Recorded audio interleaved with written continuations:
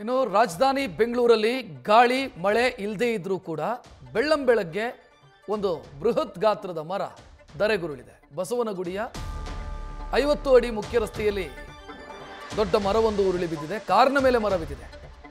ಕಾರಿಗೆ ಹಾನಿಯಾಗಿದೆ. ಬಸವನಗುಡಿ ಸಂಚಾರಿ ಪೊಲೀಸರು ಸದ್ಯ ಮರ ತೆರವು ಕಾರ್ಯಾಚರಣೆಯನ್ನು ಮಾಡ್ತಾ ಇದ್ದಾರೆ.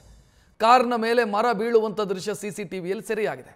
ನೋಡ್ತಾ ಇದ್ದೀರಿ ಬಸವನಗುಡಿ ಅಲ್ಲಿ ನಡೆದಿರುವಂಥ ಘಟನೆ ಇದು. ಕಾರನ್ನು ನಿಲ್ಲಿಸಿದ್ದಾರೆ ಪಾರ್ಕಿಂಗು, ಅದರ ಮೇಲೆ ಮರ ಬಿದ್ದಿರುವಂಥ ದೃಶ್ಯವನ್ನು ಗಮನಿಸ್ತಾ ಇದೆ.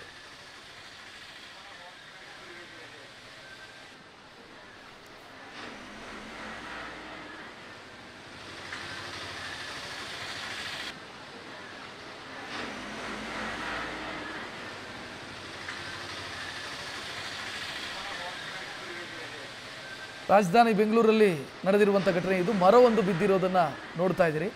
ಸದ್ಯ ಮರ ತೆರವು ಕಾರ್ಯಾಚರಣೆ ನಡೀತಾ ಇದೆ.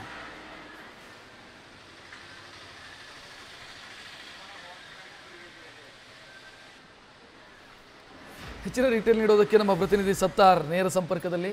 ಸತ್ತಾರ್, ಈಗ ಮರ ತೆರವು ಆಯ್ತಾ?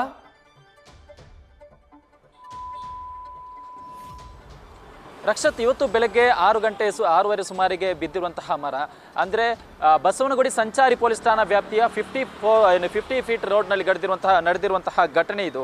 ಅದನ್ನು ತೋರಿಸ್ತಾ ಹೋಗ್ತೀನಿ. ಇದೇ ಜಾಗ ಸದ್ಯಕ್ಕೆ ಎಲ್ಲ ಮರ ಅಂದರೆ ಬಿದ್ದಿರುವಂತಹ ಮರವನ್ನು ತೆರವು ಮಾಡುವಂತಹ ಒಂದು ಕೆಲಸ ಆಗಿದೆ. ಪ್ರಮುಖವಾಗಿ ಈ ಒಂದು ಮರ ಏನಿದೆ ನೇರವಾಗಿ ಬಿದ್ದಂತಹ ಸಂದರ್ಭದಲ್ಲಿ ರಸ್ತೆ ಕೂಡ ಬ್ಲಾಕ್ ಆಗಿತ್ತು. ಈ ರಸ್ತೆ ಏನಿದೆ ಹನುಮಂತನಗರ ಮತ್ತು ಬಸವನಗುಡಿಗೆ ಕನೆಕ್ಟೆಡ್ ಇರುವಂತಹ ರಸ್ತೆ ಆಗಿರುವುದರಿಂದ ಕೂಡಲೇ ಬಸವನಗುಡಿ ಸಂಚಾರಿ ಪೊಲೀಸರು ಬಂದು ಇದನ್ನು ತೆರವು ಮಾಡುವಂತಹ ಒಂದು ಕೆಲಸ ಮಾಡ್ತಾರೆ.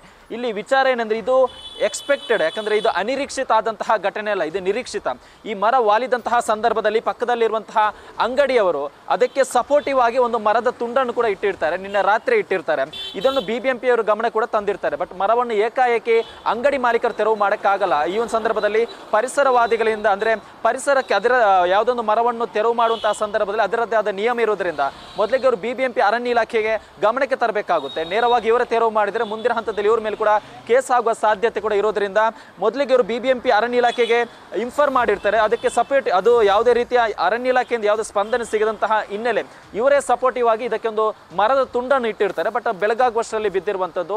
ಅದೃಷ್ಟವಶಾತ್ ಯಾವುದೇ ದೊಡ್ಡ ಮಟ್ಟಿನ ಹಾನಿಯಾಗಿಲ್ಲ. ಯಾಕಂದ್ರೆ ಆ ಒಂದು CCTV ದೃಶ್ಯವನ್ನು ನೋಡ್ತಾ ಹೋದ್ರೆ ಕೇವಲ ದ್ವಿಚಕ್ರ ವಾಹನ ಮತ್ತು ಆಟೋ ಪಾಸ್ ಆದ ಕೇವಲ 10 ಸೆಕೆಂಡ್ಗೆ ಮರ ಬೀಳುತ್ತೆ.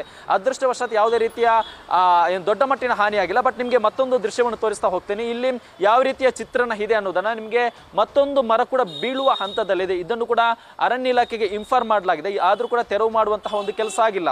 ಈ ಒಂದು ಜಾಗ ಏನಿದೆ ಸುತ್ತಮುತ್ತಲು ಬಹುತೇಕ ಅಂಗಡಿಗಳಿದೆ.